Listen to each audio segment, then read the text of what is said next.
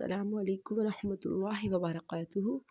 Dear students, आज हम पढ़ेंगे 10th केमिस्ट्री चैप्टर नंबर 1 के इम्पोर्टेंट शॉर्ट क्वेश्चंस।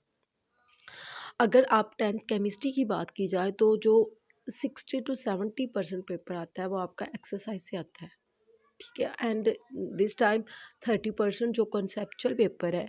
कॉन्सेप्चुअल मतलब आपने जो पढ़ा है आपको वो किसी तरह से भी क्वेश्चन दे सकता है, किसी टाइप से भी दे सकता है।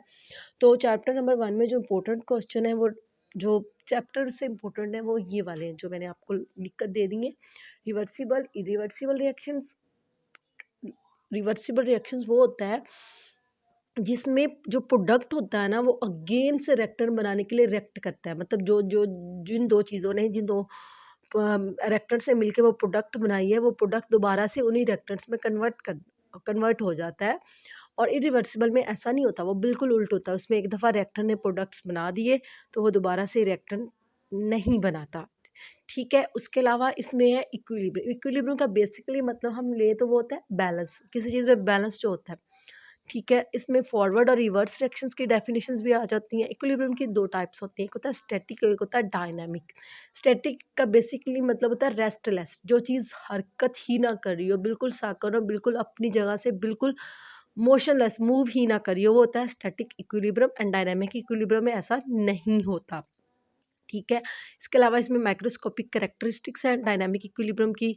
फॉरवर्ड और रिवर्स रिएक्शन में डिफरेंस आ जाता है। इसके अलावा रिवर्सिबल रिवर्सिबल रिएक्शन में भी डिफरेंस आता है। अब इक्विलिब्रियम कांस्टेंट यूनिट्स में वो क्या करता है, या तो वो आपको ये जानने के लिए कि आपका कॉन्सेप्ट कितना अच्छा है वो आपको डायरेक्ट एग्जांपल उठा के देते हैं। जैसे यहाँ पे दी भी हुई है हाइड्रोजन आयोडाइड की एग्जांपल दी हुई है, तो उसमें वो कहता है इसके केसी के यूनिट्स आपने निकालने हैं।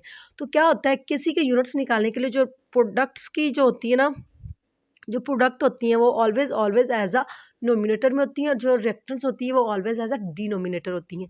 तो इसमें आप इनको पुट करके उसकी वैल्यूज़ केसी यानी कि इक्विलिब्रियम कांस्टेंट की वैल्यू भी फाइंड कर सकते हैं।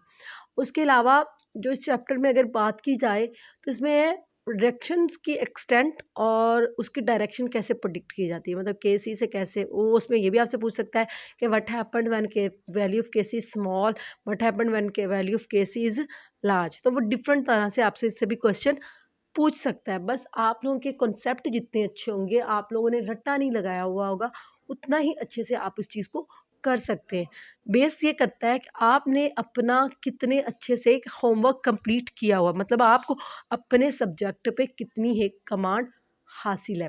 तो अगर इस चैप्टर में अगर आप इम्पोर्टेंट शॉर्ट्स की बात की जाए तो केमिस्ट्री में इसके जो एक्सरसाइज में ज़्यादातर क्वेश्चंस आते हैं। इसमें जो अगर आप चाहते हैं कि आप 100% पेपर करके आएँ तो आपने किसी भी सब्जेक्ट चाहे बायो हो, फिज़िक्स हो, केमिस्ट्री, उसकी एक्सरसाइज को स्किप नहीं करना। मोस्टली क्वेश्चन जो आते हैं वो एक्सरसाइज से ही आते हैं, तो आपने एक्सरसाइज को बिल्कुल भी स्किप नहीं करना और उसको ज़रूर करना है। जज़ाकल्लाह। चलें जी, अगर वीडियो पसंद आई हो तो मेरे चैनल को सब्सक्राइब कर दें और वीडियो को लाइक कर दें और ज़्यादा से ज़्यादा शेयर करें। जज़ाकल्लाह। अल्लाह हाफ़िज़। कल मिलेंगे एक अगले टॉपिक के साथ।